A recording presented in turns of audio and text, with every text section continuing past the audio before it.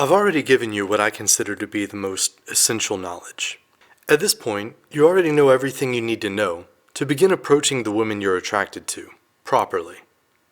If you do that, you'll become more confident and experienced, and over time, you'll get really good. And you'll get to the point where when you see a woman you're attracted to, you'll be able to approach her without hesitation, know exactly what to say, make a great first impression, and get to know her. I just want to make it clear that you should expect a lot of rejection too. But again, if you approach right, rejection is not a big deal. I don't even think rejection is the right word for it. She feels really good about the fact that you approached her. You feel really good about the fact that you approached her. It was a positive and enjoyable interaction for both of you. It's just that she's in a relationship, or she's not really looking, or for whatever reason, you don't quite match her image of the kind of man she's looking for. Or she's lesbian, or she comes from a culture that still practices arranged marriages or whatever. And that last thing isn't a joke. I went to talk to a cute Indian girl one time, and she actually told me that more or less. I honestly don't know if she was being serious, or if that was just her extremely original way of blowing me off, but I think she was actually being serious. You gotta love multiculturalism. I've approached a lot of different kinds of girls, in a lot of different kinds of situations, and at this point, I think I've pretty much seen it all. Every now and then, something still surprises me though. But for the most part, after a certain number of approaches, things start to become fairly predictable. When you use the same basic approach pretty much every time you approach a girl, there's only so many different ways they'll respond. So once you see that you get the same kinds of responses over and over, you develop your standard responses to those responses. You approach, and the first few minutes of the interaction become part of your autopilot. You might think that that would make the interaction boring, or that it could make you come across as some kind of robot, and I guess it could if you let it. But for me, it actually makes the interaction more interesting, and makes me come across as more fully present and in the moment with her. Since I don't really have to think about what I'm going to say, and since her responses don't really surprise me, I tend to be more relaxed and focused on the little details of the interaction. I'm able to be less stuck in my head and more tuned into her. The little details of her facial expressions and body language, and the little inflections in her voice. The whole interaction seems to slow down.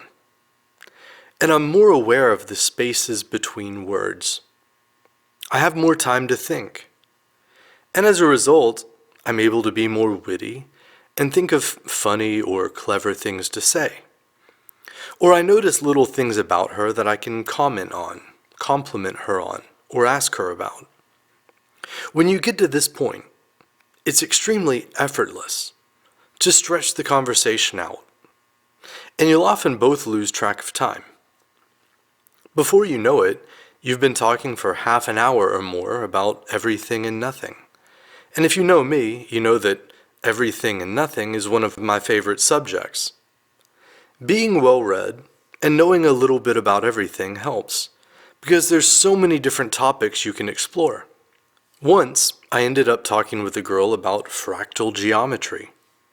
I'm not saying that you should talk to girls about fractal geometry. Most of them are probably not going to be interested in that, and their eyes are going to just glaze over. You've got to see where the conversation goes and find out what she's interested in, and what kinds of interest you have in common. But this girl in particular was actually really interested in fractals and sacred geometry, and this was probably the only time in her life where some guy came up and flirted with her and ended up talking about fractals with her. And when you find something off the wall like that, that you both have in common, that most people don't, or that you both have an interest in that most people don't, it feels like a really special connection. But don't keep talking about something if it doesn't hit. In the beginning, it's better to bounce around and touch on different things until you find a topic that seems to hook her. Then explore that further and see where else that leads. If you run into a dead end, just try something else. Try to avoid just asking her a series of questions, though. Until she's comfortable opening up, she'll probably give short answers that won't really help. So the temptation will be to keep asking follow-up questions to try to get her to say more. But that's probably going to feel pushy to her, and might make her feel like she's being interrogated. Remember, the masculine principle is generative. The feminine principle is receptive. And women are attracted to masculinity. So be generative. Build your conversational arsenal. When you get to know a lot of different people, you'll realize that you end up telling them all the same kinds of things during the get-to-know-each-other process. If you interview for a lot of jobs, you'll probably find that the interviewers ask a lot of the same kinds of interview questions. So part of being prepared for an interview means having standard answers to those standard questions. And of course, when you're thinking about how you're going to answer those questions, you'll want to think about what those answers tell them about you, and whether or not you're the right person for the job. When you're talking to a girl, she'll probably ask you what you do. If she doesn't, it's still pretty natural to volunteer your answer to whatever question you just asked her. So you can ask her the questions that you want to answer. What do you want her to know about you? What are some things that make you an interesting person? If you've had some interesting travels, you could ask her if she's ever been out of the country. If she has, that could be an interesting conversation topic. And it'll probably put her in a good mood to think about all the fun places she's been. And reliving those memories with you almost makes her feel like she's having those experiences with you. And that's a good thing. But even if she doesn't have any cool stories, asking her if she's ever been out of the country gives you the chance to tell her about the time you volunteered to work at an orphanage in Brazil during summer break back in high school. If you don't have any stories like that, you could also talk about places both of you would like to go and things you'd like to do. You can even have kind of an imaginary fantasy date by talking about places that you'd both like to go or things that you'd both like to do. If you can get her to imagine doing stuff with you, that's also a good thing. Like if she says she's always wanted to go to Antarctica, you could say, "Oh, that would be cool. We could adopt a pet penguin and bring it back with us, but only if you promise to feed it and clean up after it," or something like that. You can say silly stuff like that, and it's fine. It shows her that you have kind of a goofy side, and a lot of girls like that. At least the kind of girls I like to. If you're nervous, you may end up saying something weird if you try to improvise too much. So keep it simple at first. Stick to your basic approach, your standard get-to-know-you questions. Give your same standard answers to frequently asked interview questions. Make the same elevator speeches, and tell the same interesting stories. You can come up with some of this stuff before you start approaching, but don't put off approaching until you've scripted out the whole interaction beforehand. Just start approaching. As you do that, you're going to find certain questions that you like asking, certain stories you like telling, and so on. And by the way, when I say stories, I'm not talking about long, rambling, pointless stories. It should be short and have a point. The point could be to make her laugh, or to convey the kind of person you are, or be something she can relate to. If you just told her what you do, it's natural to tell her something funny that happened at work the other day, for example. My story about spending my summer doing volunteer work at an orphanage in Brazil kind of shows that I'm a kind-hearted person who cares about helping other people. The idea is just to give her a glimpse of who you are. Obviously, you're going to want to focus on showcasing some of the things that make you interesting, unique, and worth getting to know. You're not going to lie to make yourself look good or create a false image of who you are, you're just going to put your best foot forward. If you see her again, then obviously as you continue spending time together and getting to know each other, you're both going to begin to open up and reveal more things about yourselves. That's part of being authentic and building an open and honest relationship.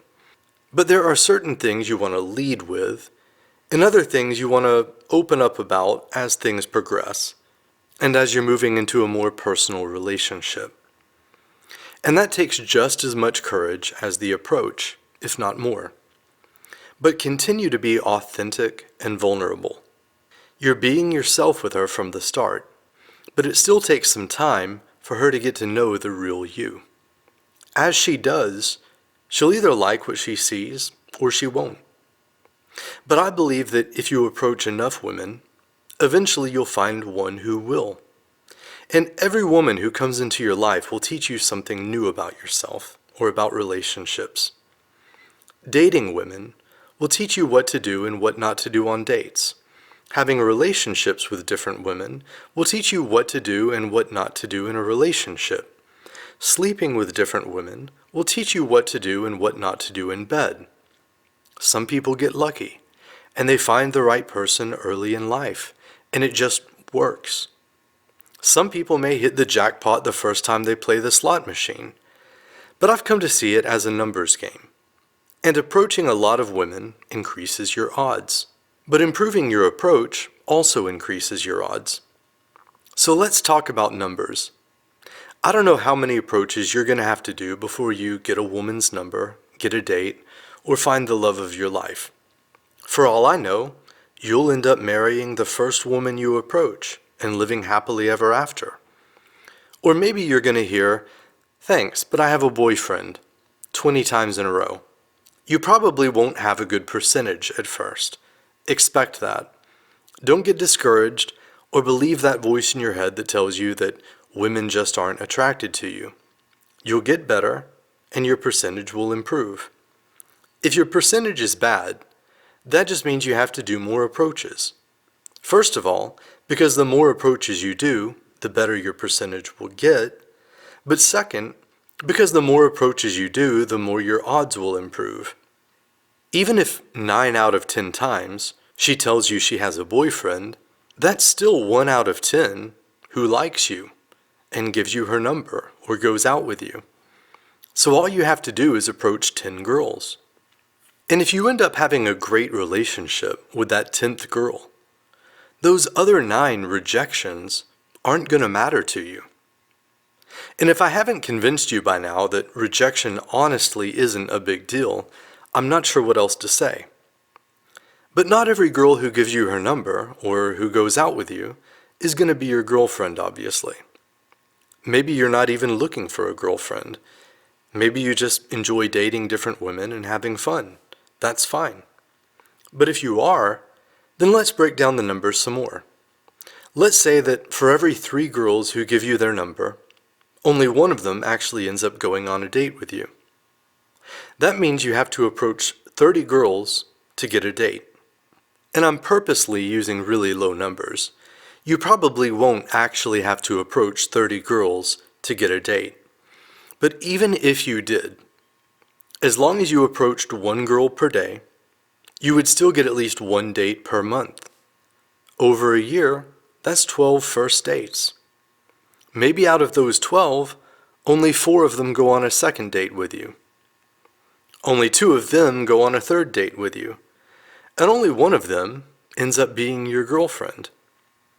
If you're a guy who isn't very successful with women, or who has never had a girlfriend, even if you think 9 out of 10 girls are probably going to reject you, you could have a girlfriend within a year. If you're even average in terms of looks, and you at least have a job, and don't have anything major wrong with you, and you've done enough approaches to get past a lot of the initial nervousness and awkwardness, you may get a number or a date 4 out of 10 times. And if you're a little more motivated about approaching, and you do an average of 3 approaches a day, that means you're getting more than 400 dates or numbers in a year. But let's say 3 out of 4 of those are girls who just give you their number but never actually go out with you. That's still 100 dates. Let's say half of those girls don't go on a second date with you. Now we're down to 50. Let's say only half of those are interested in a long-term relationship with you. You've got 25 girls to choose from. That's more than any man can realistically handle. And those are realistic numbers, if you really commit yourself to it. It's not that hard to do 3 approaches in a day if you wanted to.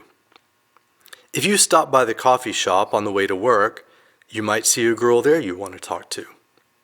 You might see another girl on your lunch break.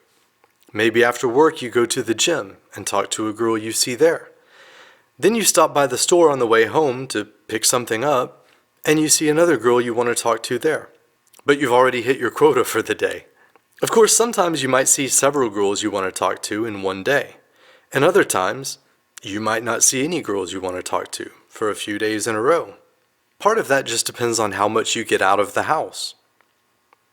If you actually go out specifically looking to meet women, you could easily do several approaches in a day. But I never really do that, honestly. I don't really go out to meet women. If I need gas, I stop at a gas station. And if I see a girl there, I'll talk to her if I feel like it. But I don't go to gas stations to meet women. In the last video, I mentioned that I've met a few girls in parking lots. That's just because whenever I go pretty much anywhere, that usually involves parking my car. So sometimes, when I'm getting out of my car, or when I'm going back to my car, I see a woman I want to talk to. Before all the bookstores started closing, I used to buy a lot of books, and I'm addicted to coffee. And sometimes I like to actually go to a coffee shop instead of just brewing it at home. I like to work out, so I spend a lot of time at the gym. I like to sing karaoke, so sometimes I like to go to a bar that has karaoke night. Every once in a while, I get called for jury duty, and I can't get out of it. Sometimes I have to cash a check at the bank. Sometimes I go to the health food store to pick up some protein powder. So those are all places where I see women I want to talk to sometimes. Sometimes it's a little annoying, because all I wanted to do was just go to the Coinstar machine at the grocery store, but I see a cute cashier working the register on the express lane, and so I have to go flirt with her. And I was going to go work out and catch up on some reading, because it's my day off, but she tells me she's off at 3, so I end up meeting her for coffee instead. And then we end up going to the park, and it turns out she's a really good kisser, and the next thing I know, I'm running late to teach my self-defense class. Sometimes I wish I had never learned to approach women. Okay, no I don't. But sometimes you will get to the point where you need a break. Of course, when you find a girl you like, and you're seeing her, that's obviously a good time to take a break from approaching. Or if you have a really bad breakup, and you need some time to get over it. Or if you've just got something else that you really want to focus on for a while, you can take a break then too. But if you've never really worked on getting good at approaching, I personally think it's worth it to spend a few months really focusing on approaching a lot and getting good at it. Once you've kind of gone through that initiation period, you don't have to keep doing approaches constantly. For the last couple of years, I just haven't been that interested in meeting girls, and I've done hardly any approaches. But I still ended up dating a few girls anyway. When you get some experience, you just get better at noticing when a girl you see is attracted to you. And so you mainly just start approaching girls that show signs that they're single and attracted to you. The problem is that most guys don't see these signs. You have to do a lot of approaches to learn to see them. And after you do a lot of approaches, you're going to become more attractive to women because you're going to project confidence and other attractive qualities that you've developed by doing a lot of approaches. So more women are going to start noticing you and showing signs that they're attracted to you, even before you approach them. So you just go talk to them, and you're not really going to get rejected.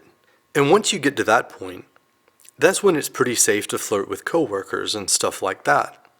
You still want to be a little cautious though. And that's where I would probably use more of an indirect approach instead of my standard direct approach. This would also apply to talking to a girl in your class, or a girl who works someplace where you go on a regular basis, or anything like that, where it might feel awkward if you express interest in her directly, and then it turns out she isn't interested. If you do it right, it still usually won't be as big of a deal as you might think. The thing is, if you wait a long time before you make your move, it's going to seem weird. The common mistake guys make in high school or college is they wait till the last day of class to make their move.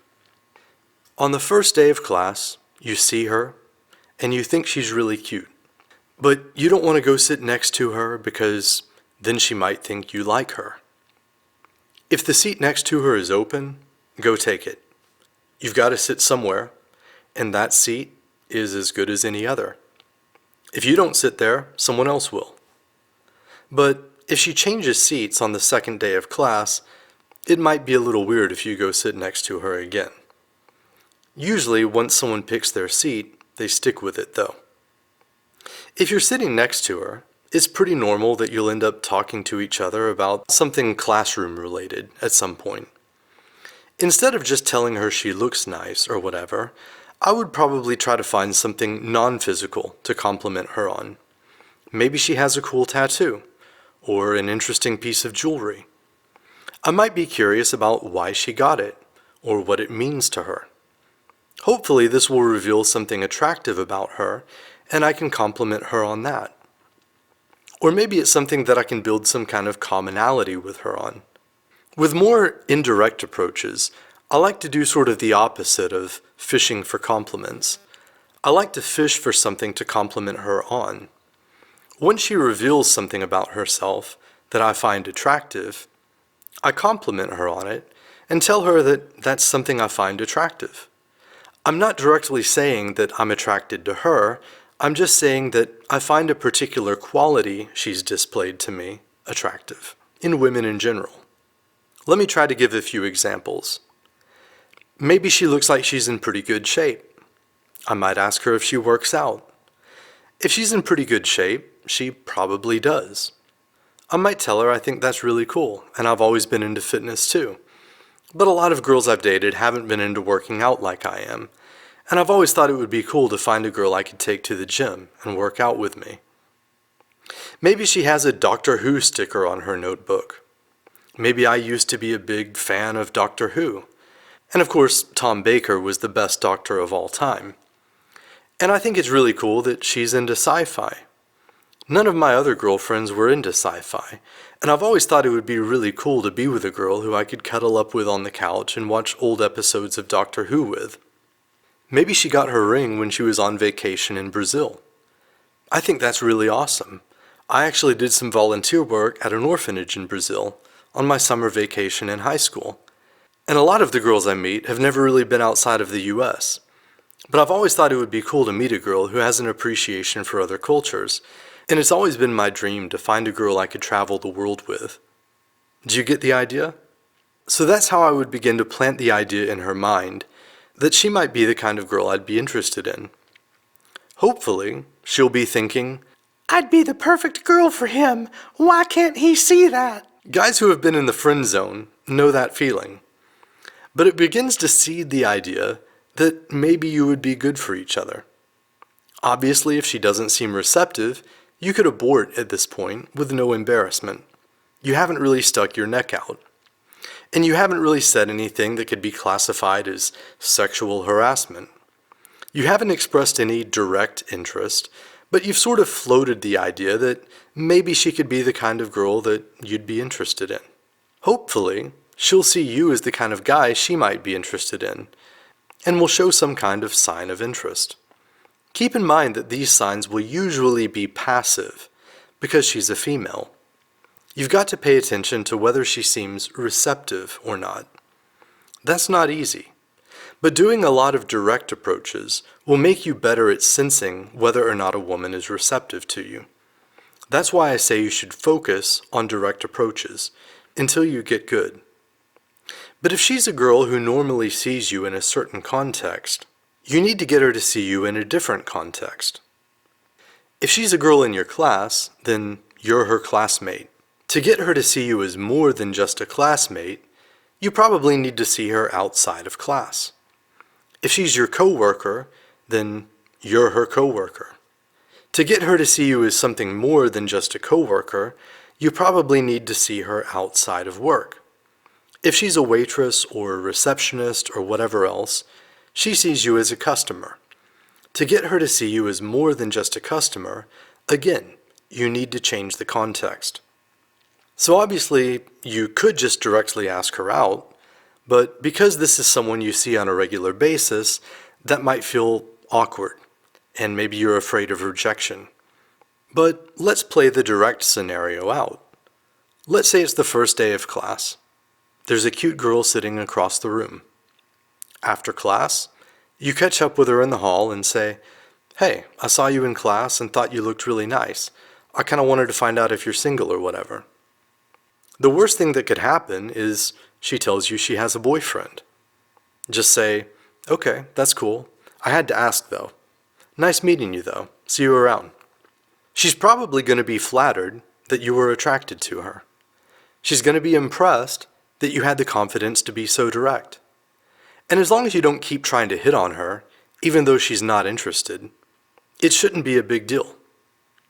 So you can still do more direct approaches. But in situations where you see a girl often, you can take it slower and feel her out a little bit more. You don't have to put all your cards on the table right away. For a while, I was working at a gym as a personal trainer, and there was a new girl working the front desk. She was really cute.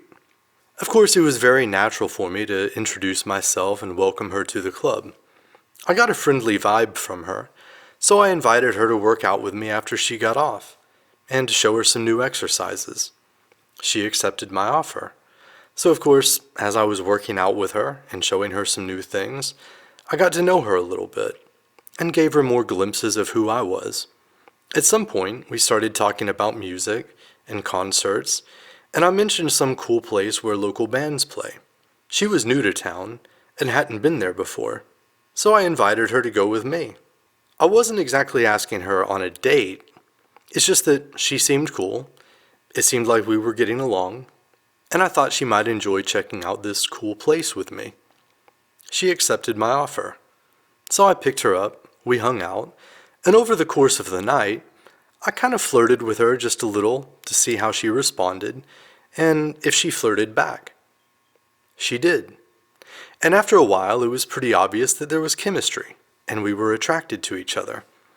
So it just kind of happened. If at any point along the way she hadn't been receptive, I would have just let it go, and it would have been no big deal. If she didn't want to work out with me, no problem. If she didn't want to go check out this place with me, no problem.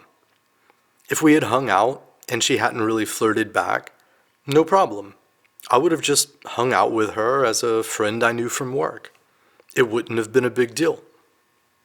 So let me give kind of a hypothetical example, just to highlight my indirect method a little further. Let's suppose I was working for some company where I didn't really drop by the office that much. But this one time, I dropped by the office, and there's a new receptionist, and she's really cute. I introduce myself, because that's just polite, and I'm a little bit playful with her. That's the end of that. I just break the ice and show her that I'm a cool guy. I know I'm going to see her again in another week or so.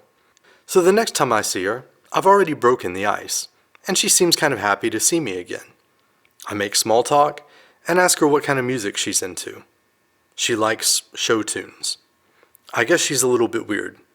But it just so happens that I wrote a song that's inspired by the TV show Lost. I might ask her if she was a fan of the TV show Lost. A lot of people were. I give her my YouTube link so she can check it out. She tells me she likes it. I also tell her my band is playing a show next week and that she should come check it out. I give her the link to my Facebook page for more info. Maybe she sends me a message the next day, and I respond, still just keeping it friendly. I check out her profile to see if it says she's in a relationship. If her status is single, then there's no reason not to test the water a little further. Maybe I would even offer her a couple of free tickets to the show if she's off that day. I probably invited other coworkers to come to my show too, so that's no big deal. I'm not hitting on her. But if she comes out, it gives us a chance to get to know each other outside of work. Plus, she sees me on stage, where I'm the center of attention, and that sort of raises my status in her eyes, and potentially makes me seem more attractive to her. Maybe she's there with a couple of friends. But after I'm done performing, I go talk to her and meet her friends. Then maybe I invite her to come meet the guys in my band. This gives me a reason to pull her away from her friends. Plus, now she's in my world instead of hers. It also makes her feel kind of special. Then maybe we go out to the back patio for a little bit and just talk one-on-one.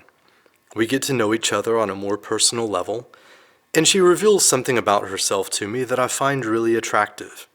I compliment her on that and tell her that I've always wanted to find a girl with that particular quality.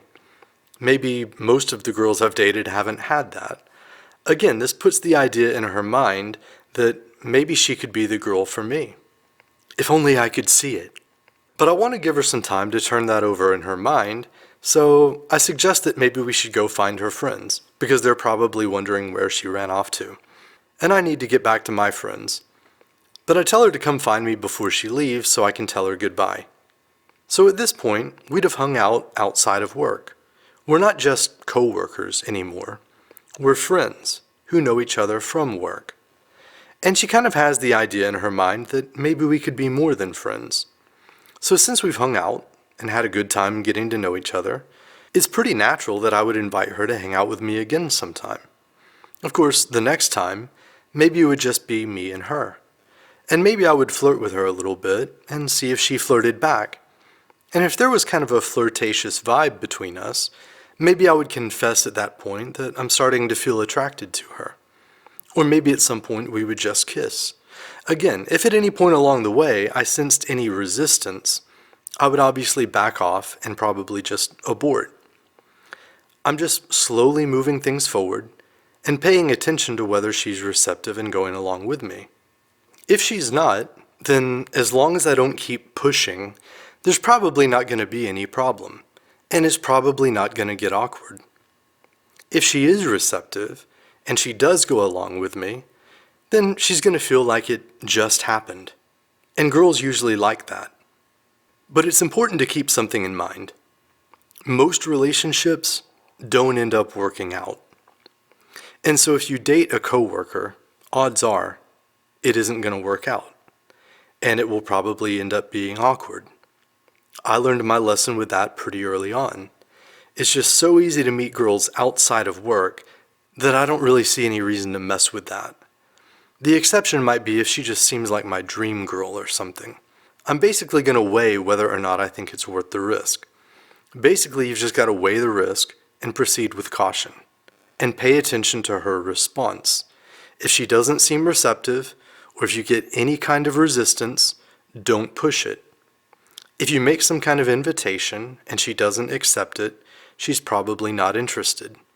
In other words, if she says, "Oh, I can't, I have this thing," she's probably just making up an excuse because she's not interested.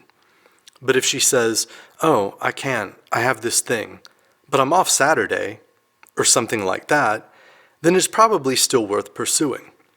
But if she passes up a second invitation, I would just let it go. But when it comes down to it, most of the situations where I might use an indirect approach are situations where it could be a little bit risky to approach, period, even indirectly. If you're not already good, I'd recommend starting out with direct approaches. And then when you get good at that, you'll probably be able to pull off indirect approaches in situations where direct approaches wouldn't really be ideal. Unless you can pull off a direct approach, you're probably going to screw up in the kind of situation where you'd use an indirect approach. And those are usually the worst kinds of situations that you could possibly screw up in. So my advice is to focus on direct. and do a lot of approaches until you get good. But if you want to try indirect in a situation where you can't really go direct, try applying the general concepts from my examples, and there's a pretty good chance it'll work for you, and only a very small chance that it'll go badly. Notice that in the example I gave, there's no point where I'd really be sticking my neck out that far. And at any point, if I'm not really sure if I can move forward, I can always just abort, and there's no harm done. But anyway, I'm going to end there. I have almost endless stories and lots of thoughts on this topic, but I want to get back to some other topics. If this series ends up getting a lot of views and likes, I may return to some of these topics in the future though.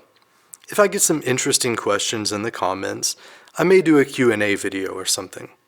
And I guess some people might be interested in hearing some of my thoughts on dates. If I get enough thumbs up, I'll get into that. But I've actually given you way more already than you may realize. In all honesty, I'd be willing to bet that pretty much any guy could become extremely good with women with nothing more than what I've already given here. Or at least good at approaching and attracting them. Whether or not you can make it work with a woman once you've got her depends on whether you're right for each other and how hard you're both willing to try to actually make it work. I still haven't really found a woman that's right for me. And I haven't found too many women that are really willing to do what it takes to make a relationship work.